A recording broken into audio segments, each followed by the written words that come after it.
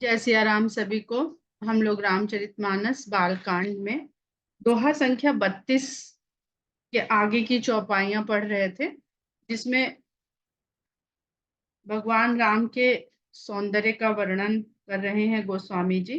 तो दोहा संख्या 32 के पश्चात चौपाइयां पढ़ते हुए आगे बढ़ेंगे।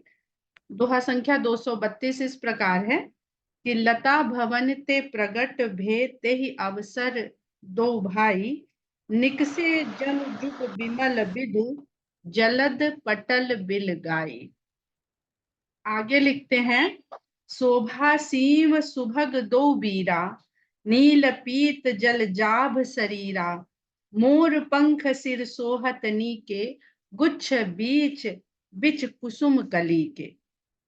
भाल तिलक श्रम बिंदु सुहाए, श्रवण सुभग भूषण छवि छाए, बिकट भ्रुकुटि कछ घूघर वारे, नव सरोज लोचन रतनारे। चारु चिबुक नासिका कपोला, हास बिलास लेत मनु मोला, मुख छवि कही न जाई मोहि पाही, जो बिलो की बहु काम ल जाही। रामचंद्र जी के रूप का, सौंदर्य का गोस्वामी जी बार बार वर्णन क्यों करते हैं? क्योंकि राम कथा को आरंभ करने से पहले गोस्वामी जी ने निर्गुण ब्रह्म की बहुत व्याख्या करी है। निर्गुण ब्रह्म का बहुत बखान किया है। कई चौपाइयां हैं जो निर्गुण ब्रह्म को ही बताती हैं। अब निर्गुण ब्रह्म भक्तों की इच्छा से सगुण होता है, तो ब्रह्म को अनुभव करना, तो हम निर्गुण और सगुण दोनों से अनुभव कर सकते हैं। पर सगुण की इच्छा जीव करता क्यों है, प्राणी करता क्यों है? वो अपनी इंद्रियों से देख लेना चाहता है। निर्गुण ब्रह्म को इंद्रियों से नहीं जाना जा सकता, इसीलिए बार बार वो लिख देते हैं गोतीतम। तो जब साकार रूप में परमेश्वर सामने है, तो उसका बखान करना बहुत आवश्यक है, ताकि जिनके सामने वो नहीं है वो उस रूप का आनंद ले सके, वो उस रूप को अपने मन में उतार सके। और ये जो शब्द हैं, ये भले पूरी तरह से समर्थ नहीं है, ये बिल्कुल सत्य बात है, परंतु गोस्वामी जी जिस समय इसको रच रहे हैं, उस समय वो इसको साक्षात्कार हो रहा है, ये मान के चलिए। तो यदि वो साक्षात्कार कर रहे हैं परमेश्वर के सगुण साकार रूप का, तो वो जो बखान कर रहे हैं वो उनका आंखों देखा हाल है। जिस प्रकार हम एक कमेंट्री सुनते हैं और हम ये मान के चलते हैं कि कमेंट्री करने वाला अपनी आंखों से जो देख रहा है वही बयान कर रहा है, और हम इस विश्वास के साथ उसकी एक एक उक्ति को मानते चलते हैं, ठीक उसी तरह से हमको यहाँ पर ये विश्वास करना पड़ेगा, और वही सुनेगा जो विश्वास करेगा। इसलिए बार बार वो बखान करते हैं कि जो भी इसको पढ़े, सुने, गाए, गुने, तो वो उस रूप का दर्शन अपने मन में करता चल सके। उर्मनि माल कंबुकल गीवा, काम कलभ कर भुज बल सीवा। उनके हृदय स्थल पर मणियों की माला है, और शंख के समान उनकी गर्दन है। कामदेव के हाथी के बच्चे के समान उनकी भुजाएं हैं। कोमल शरीर का वर्णन कर रहे हैं। काम कलभ कह रहे हैं। यहाँ पर जब हम लोग बाद में इन तीनों विवाह की चर्चा करेंगे, जैसे हमने वहां पर प्रस्तुत किया था, तो ये सब शब्द आप ध्यान रखिएगा कि क्यों गोस्वामी जी काम कलभ लिख रहे हैं। पहले ही रामचंद्र जी ने खुद कह दिया है कि कामदेव ने मानो दुम्भी दे दी, और उस कामदेव का जो वाहन है वो हाथी है। कोमल भावनाएं हाथी के बच्चे के समान अभी अभी उपजी हैं। प्रेम जनित जो कोमल भावनाएं हैं। तो काम कलभ कह रहे हैं, बहुत सुकोमल। अपने वाहन पर सवार होकर ही कोई स्वामी वहां पर पहुंचता है। आगे इसका पूरा तात्पर्य भी समझ में आएगा आपको। सुमन समेत बाम कर दोना, सांवर कुंवर सखी सुठ लोना। बाएं हाथ में जो दोना है उसमें पुष्प भरे हुए हैं जो उन्होंने तोड़े हैं। अब दाहिने हाथ से पुष्प तोड़े होंगे तभी बाएं हाथ में दोना ले रखा है। अगर दाहिने हाथ में होता तो बाएं हाथ से तो कोई कार्य करता नहीं है यूजुअली। तो दाहिने हाथ से पुष्प तोड़ रहे हैं और बाएं हाथ में उनके दोना है। वामांग ही उनका आदि शक्ति का स्थान है। वामांग ही कोमल है, वामांग ही सुंदर है, वामांग ही सीता है। सीता जी के लिए अभी उन्होंने लिखा कि जिधर दृष्टिपात कर देती हैं राम को ढूंढने के लिए, उधर श्वेत कमलों की श्रृंखला खिल जाती है। अब कुछ कुछ समझ में आ रहा है कि गोस्वामी जी कहना क्या चाहते हैं। जो लोग श्रृंगार को लिखते होंगे वो इसको बहुत सुंदर ढंग से समझ सकते हैं, एक रूपता को, एकात्मकता को। सामर कुंवर सखी सुठिलोनी, जो ये सांवला वाला राजकुमार है ये तो कुछ अधिक ही सलोना है। जब ये चौपाई पढ़ रहे थे तो हम लोग के मध्य में कविता सिंह जी हैं, वो एक भोजपुरी गीत गाती हैं। उसकी पंक्तियां सहज ही याद आ गई, क्योंकि वही लोकगीत में भी यही सब भाव बसते हैं। कि उसकी पहले जो मुखड़ा है कि आज मिथिला नगरिया निहाल सखिया, चारों दुल्हा में बड़का कमाल सखिया। तो फिर उनके सांवले रूप रंग का खूब वर्णन है उस पूरे लोकगीत में। बहुत सुंदर लोकगीत है। तो यहाँ पर भी उनके जो सखियां हैं वो ज्यादा लुभा किससे रही हैं, जो सांवला वाला राजकुंवर है। आगे लिखते हैं गोस्वामी जी की केहर कटिपट पीत धर सुषमा सील निधान। सिंह के समान उनकी कमर है जिस पर पीतांबर कसा हुआ है, और सुषमा सील निधान, सुंदरता की सारी भंडार वहां पर है भगवान के सौंदर्य के भीतर। देख भानुकुल भूष नहीं बिसरा सखिन अपान। सूर्य वंश के इस आभूषण को देख करके सखियां अपने आप को भूल गईं। धर धीरज एक आली सयानी, सीतासन बोली गही पानी। सब जब भूल गई हैं तो फिर किसी को धीरज धैर्य धारण करना पड़ेगा। तो इससे बार बार ये पता चलता है कि जब ईश्वरीय आनंदातिरेक में हम भावावेश में चले जाते हैं तो सब कुछ भूल जाते हैं। तो वहां पर संसार में वापस आने के लिए हम ध्यान में बैठते हैं, जो लोग बैठते होंगे हम भूल जाते हैं, समय और इत्यादि सब भूल जाता है। फिर मन धैर्य को धारण करता है और फिर संसार में वापस आता है। तो ऐसा धीरज धारण करते हुए एक सखी जो थोड़ी उन सब में सयानी है, समझदार भी और बड़ी भी है। सीता सन बोली गही पानी, सीता की हाथ पकड़ कर बोलती है। गही शब्द, पानी शब्द, ये सब हाथ, पानी, पानी से पानी है, और गही माने पकड़ना, गहना, पकड़ लेना। इसको इसलिए बताते चलते हैं कि जब आप लोग अपने आप पाठ करेंगे, कभी गाएंगे, पढ़ेंगे, तो ये सब शब्दों से आप परिचित रहेंगे। बहुरी गौरी कर ध्यान करे हूँ, भूप किशोर देख किन ले हूँ। गौरी का ध्यान बाद में कर लेना, अभी आंखें उघारो और ये सुंदर राजकुमार को देख क्यों नहीं लेती हो। उन्होंने, सीता जी ने पलकें मूंद ली थी। सकुच सी तब नयन उघारे, सन्मुख दो रघु सिंह निहारे। संकोच के साथ सीता जी ने तब धीरे से अपने नयन उघारे। उघारना का मतलब होता है, अगर हम लोग अवधि से वाकिफ हो तो उघारना का मतलब नग्न होता है। उघारे बदन कहाँ फिर रहे हो, नहा के निकलेंगे कहेंगे उघारे काहे फिर रहो, जाओ कपड़ा पहन लो। तो उघारना का मतलब उनको आवरण से मुक्त कर देना। तो उन्होंने नयन उघारे यानी खोले, पलकों के आवरण से मुक्त कर दिया। और सन्मुख क्या देखा, रघुवंश के 2 सिंह देखे। अब सिंह प्रतीक है, पहले भी हमने बताया था, सिंह प्रतीक होता है धर्म का। बार बार तुलसीदास जी ये 2 हाथी, गज और सिंह का बार बार सामना करवाते हैं। गज है कामदेव का वाहन, यानी इच्छाओं को जो लेकर के आपकी तरफ बढ़ता है, और इस हाथी को मारने के लिए एक सिंह का शावक भी काफी है। वो बार बार लिखते हैं, हम नहीं कह रहे हैं, उन्होंने बहुत बार लिखा है। यानी जो धर्म है, अगर आपको इच्छाओं से कोई मुक्त करा सकता है, बचा सकता है, तो वो धर्म है। धर्म रूपी सिंह काम और कामना पे सदा विजय पा सकता है।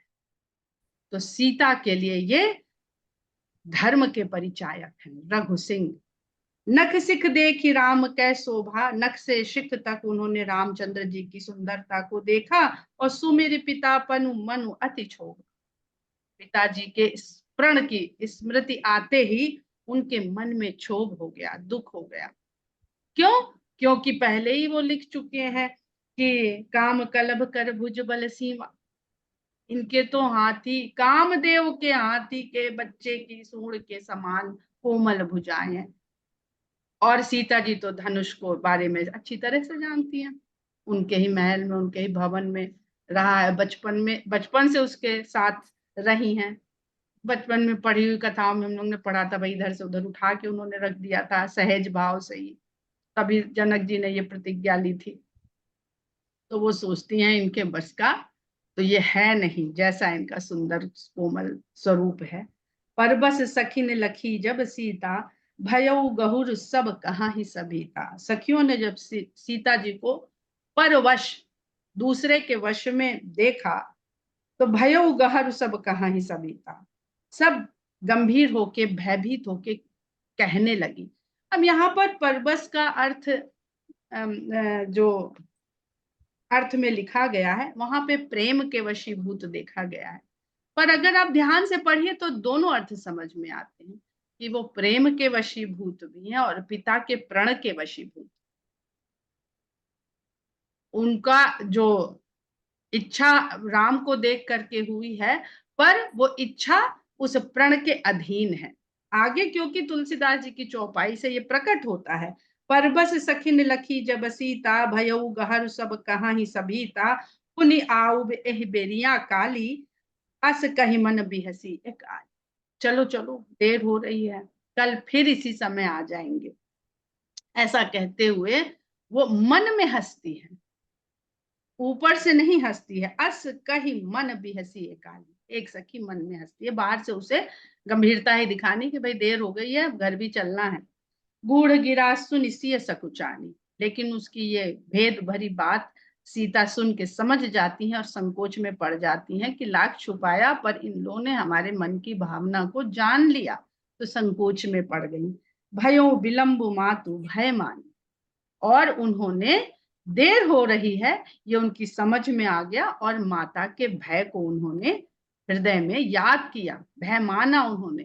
तो उधर रामचंद्र जी भी का एक सा भाव है, जब उनको बच्चों के साथ देर हो रही थी कल, तो वो भी गुरु के भय से घिर गए थे, और सीता जी भी यहाँ पर विलंब हो रहा है तो माता के भय से, और माता ही गुरु भी है, पहली गुरु है, तो दोनों का जो आचरण है वो एक जैसा है, इसीलिए वो एक दूसरे के लिए हैं, समान है।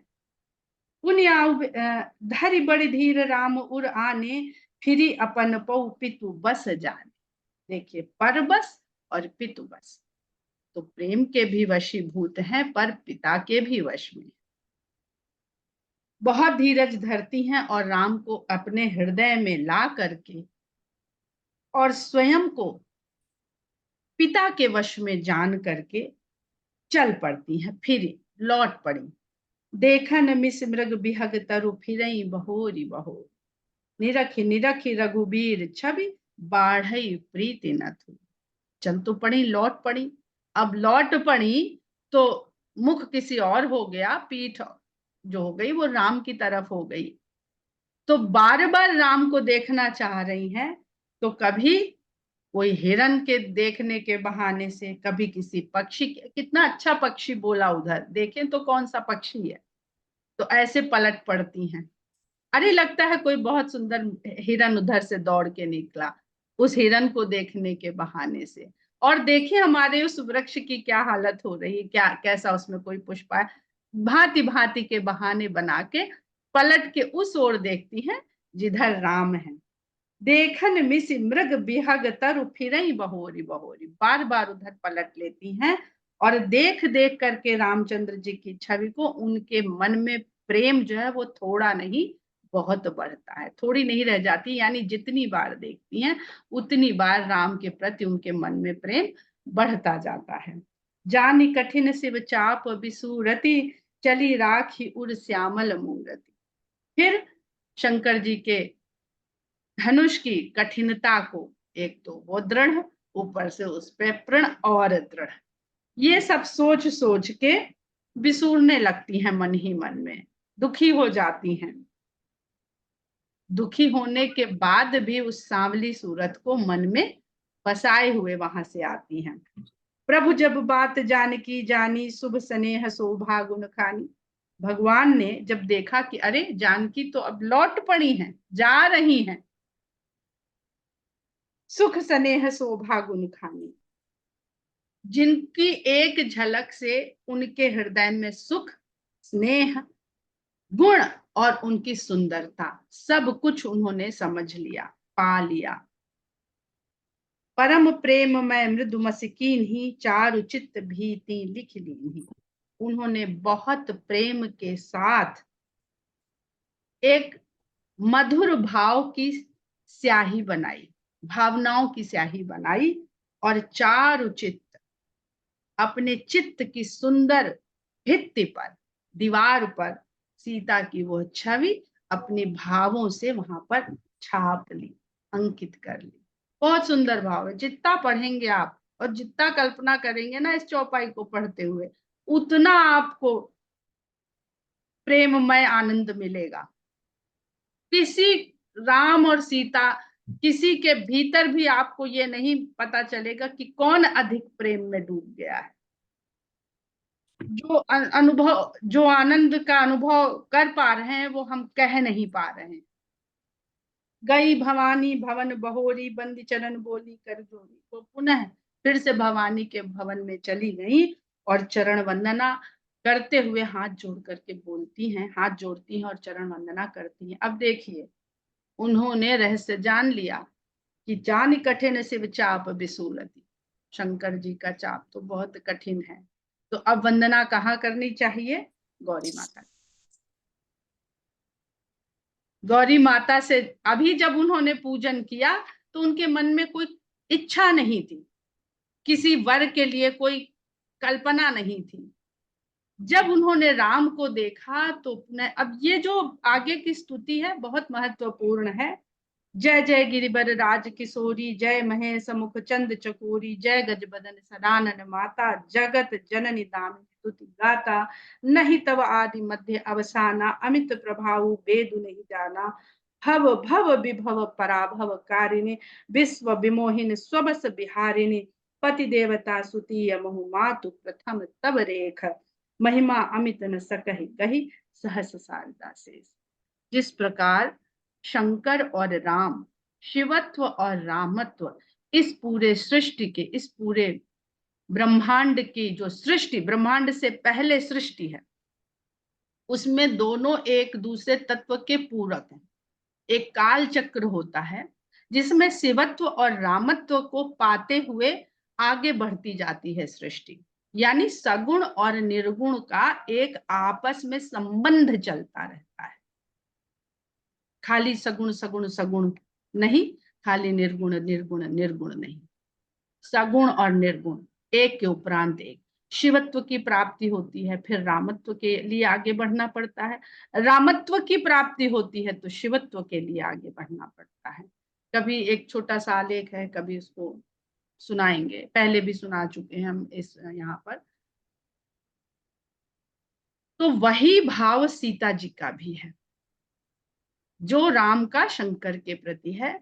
सीता जी जो कि आदि शक्ति के रूप में हम पढ़ रहे हैं, साकार रूप में प्रकट हुई है ब्रह्म के साथ, वो गौरी माता को वो स्थान वही दे रही हैं, अर्थात हर जीव हर प्राणी उसी चेतना से चैतन्य है जो अनादि और अनंत है।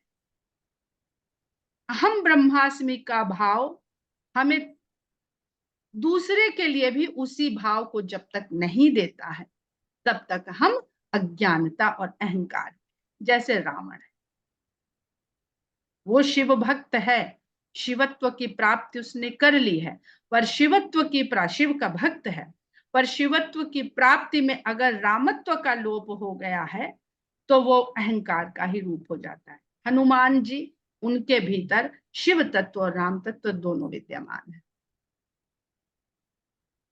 तो उसी भाव से वो माता गौरी की आदि शक्ति के रूप में वंदना करती हैं और कहती हैं कि जय जय गिरिवर राज किशोरी, हे पर्वतराज की पुत्री, और शंकर भगवान के चंद्रमा रूपी मुख को निहारने के लिए चकोरी के समान, और गणेश जी और षडानन की माता।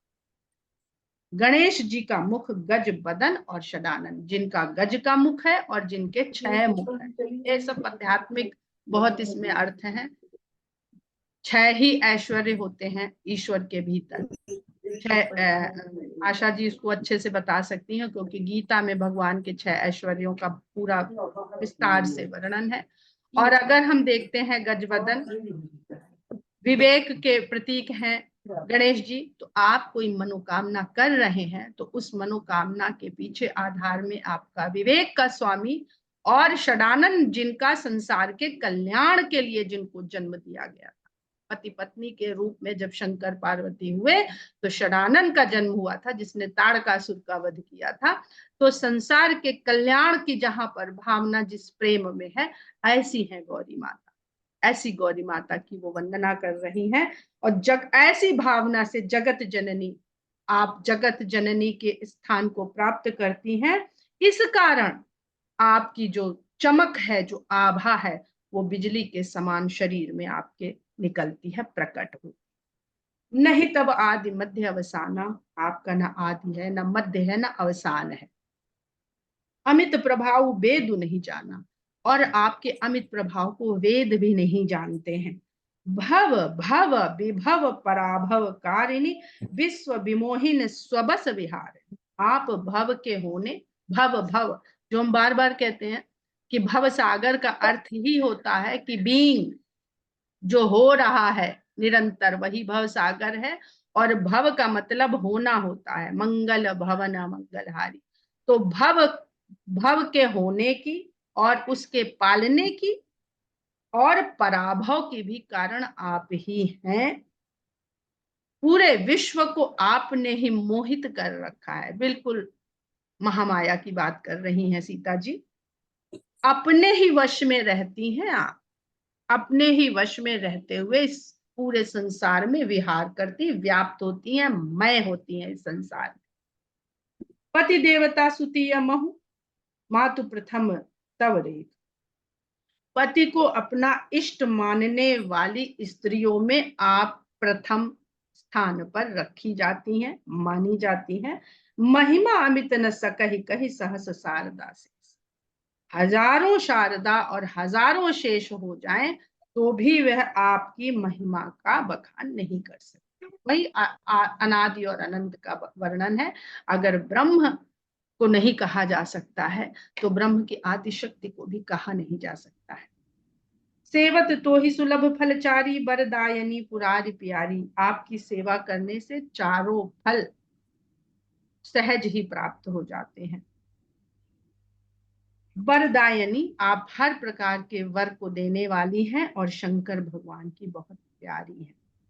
देवी पूज्य पद कमल तुम्हारे, सुर नर मुनि सब हो ही सुखारे। हे देवी, आपके चरण कमलों की पूजा करके देवता मनुष्य मुनि सब ही सुख को प्राप्त करते हैं।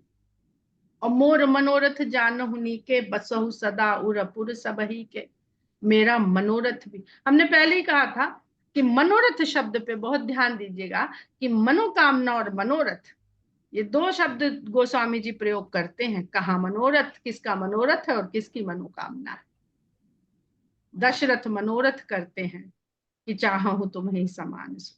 सीता जी कहती है मोर मनोरथ जानो। इच्छा हमेशा मनोरथ रहे, आपके नियंत्रण में रहे। इच्छा ऐसी ना हो कि जहां चाहे वो आपको ले जाए। आप तो सदा सबके ही हृदय में वास करती हैं, इसलिए आप मेरे भी मन के इस रथ पर बैठकर हम कहाँ जाना चाहते हैं, क्या पाना चाहते हैं, ये भी आप भली प्रकार जानती हैं। कीन्हु प्रगट न कारण ते ही अस कही चरण गहे वैदे। और गोस्वामी जी यहाँ पर सीता जी के लिए फिर वैदेही शब्द का प्रयोग करते हैं कि इस कारण वो देह से विमुक्त होकर के ये मनोरथ कर रही हैं, और इस कारण मैं प्रकट रूप से नहीं कह रही हूं, क्योंकि आप तो हृदय में निवास करती हैं। हमारे हृदय में जो मनोरथ उत्पन्न हुआ उसको आपने उसी समय जान लिया। ऐसा कह के उन्होंने गौरी जी के चरण पकड़े। अस कही चरण गहे वैदे। तो पूरा वैदेही अपने देह के द्वारा ये प्रक्रिया कर रही है, लेकिन मुख से कुछ बोल नहीं।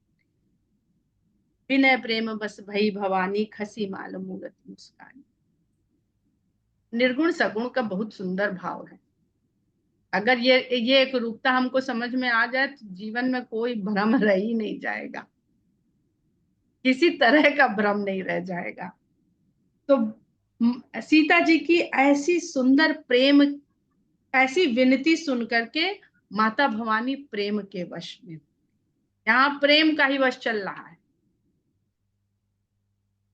और उनकी जो माला थी वो खिसक गई और मूर्ति मुस्काने लगी। सादर सिय प्रसाद सिर धरे। बहुत आदर के साथ सीता जी ने उस माला को प्रसाद समझ के शीश पर धारण कर लिया, शीश से छुआ लिया और बोली गौरी हरस हुई भरे। और गौरी माता हर्ष के साथ बोल पड़ी। अब कितना गोस्वामी जी ने फंसा दिया यहाँ पर कि वो तो कह रही हैं कि कीन्हे प्रकट न कारण ते ही, जिसे बोलना चाहिए वो प्रकट नहीं कह रहा है, यानी बोल नहीं रहा है। और जो बोलती नहीं है मूर्ति, वो बोली गौरी हरस ही है भरे, वो मूर्ति बोल रही है। तो जो मनोरथ होता है वो हमें कैसे और कहां से सुनाई पड़ता है, ये भी यहाँ पर बताया जा रहा। बड़ा सुंदर एक प्रसंग याद आ गया। अभी जो हम लोग योग क्लास में जाते हैं अपने, तो वहाँ गुरु जी जो है हमारे, वो अयोध्या के रहने वाले हैं। उनके पिताजी अभी भी अयोध्या में रहते हैं, और दैनिक क्रियाओं में उनका बहुत कुछ शामिल है। दर्शन करना रोज, और जाने कितने दिन में वो परिक्रमा करना, वो उनकी दैनिक क्रिया है। तो उन्होंने बताया कि जब अभी हम दर्शन करने गए थे तो भगवान ने जो वस्त्र पहने हुए हैं, तो जो प्रथम बार भगवान को वस्त्र कौन से पहनाए जाएंगे, तो जब सब तय होके बड़ी रिसर्च विसर्च होकर के सब बना, तो 3 सेट आए। अब तीनों में जो पहनाने वालों को यह जिम्मेदारी दी गई थी, वो तय नहीं कर पा रहे थे कि भगवान को पहली बार कौन सा वस्त्र पहनाया जाए, कौन सा परिधान पहनाया जाए। तो उन लोगों ने वो तीनों वस्त्र सामने ऐसे धर दिए मूर्ति के, कि भाई कुछ ना कुछ जो कल सुबह मिलेगा हम लोगों को संकेत, वही मान लिया जाएगा कि भगवान पे इन्हीं पे छोड़ते हैं कि कौन सा परिधान धारण करना चाहते हैं। और वो तीनों वस्त्र वहां रख दिए गए। ये प्राण प्रतिष्ठा से पहले की बात है। जब सवेरे वहां देखा गया तो उनमें से एक वस्त्र भगवान के चरणों में रखा हुआ था। इन लोगों ने तो सोचा था कोई पुष्प गिर जाएगा, कोई कुछ हो जाएगा, कुछ हो जाएगा, पर एक परिधान भगवान के चरणों में रखा हुआ था। तो सीसीटीवी कैमरा चेक किया गया कि ये वहां कैसे पहुंचा, तो कोई एक बंदर आकर के उस परिधान को भगवान के पास रखा। वाह वाह वाह वाह। तो भगवान किस प्रकार संकेत देता है ये हम लोग की समझ में नहीं आ सकता है। इसलिए जितना आप जुड़ेंगे, जितना आप उसको अनुभव करेंगे, उतनी ही उसकी वाणी आपको सुनाई देगी। वही भाव यहाँ पर गोस्वामी जी लिखते हैं कि विनय प्रेम बस भई भवानी खसी माल मूरति मुस्कानी सादर सिय प्रसादु सिर धरेऊ बोली गौरी हरसु हिय भरेऊ सुन सिय सत्य असीस हमारी पूजी ही मन कामना।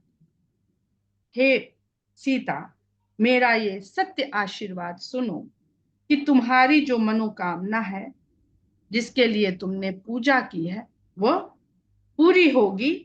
नारद वचन सदा सुचि साचा। नारद का वचन सदा पवित्र और सत्य है। सो वर मिल ही जाहि मनुराचा। तुम्हें वही वर मिलेगा जिसमें तुम्हारा मन अनुरक्त हो गया है, लग गया है। मनु जाहि राचे मिलिहि सोबर, सहज सुंदर सावरो, करुणा निधान सुजान सील स्नेह जानत रावरो। एहि भांति गौरी असीस सुनिसिय, सहित ही हरसी अली। तुलसी भवानी पूज पुनि पुनि मुदित मन मंदिर चली। जानी गौरी अनुकूल सिय ही हर सुन जाई, कही मंजुल मंगल मूल वाम अंग फरकंद। हम लोग यहाँ पर विराम देते हैं और इस छंद और सोरठे का भाव कल समझेंगे। और ये भी समझेंगे कि जो हम लोग विनय पत्रिका की राम स्तुति गाते हैं, श्री रामचंद्र कृपालु भजमन, उसके बाद ये छंद और सोरठा क्यों।